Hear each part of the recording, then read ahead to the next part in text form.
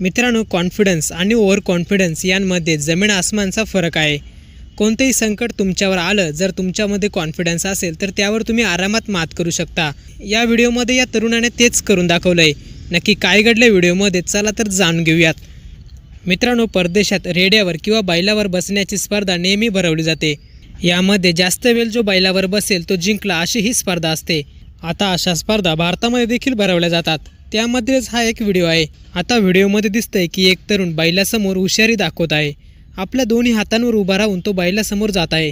प्रथमतः बैल शांत असतो, यानंतर मात्र तो बिघडतो आणि त्या व्यक्तीवर हल्ला करतो। पण तो व्यक्ती हुशार होता। बैलाने हल्ला करताच तो उलटा होऊन बैलाच्या पाठीवर बसतो आणि व्यक्तीची ही चालाकी पाहून सर्वच लोक आश्चर्यचकित होतात। तो बराच वेळ बैलाच्या पाठीवर बसून राहतो आणि इथे विजयी होतो। सध्या या तरुणाचा व्हिडिओ सोशल मीडियावर तुफान व्हायरल होतोय। व्हिडिओ जर पूर्ण पाहिला असेल तर आपली ही प्रतिक्रिया कमेंट बॉक्समध्ये नक्की कळवा।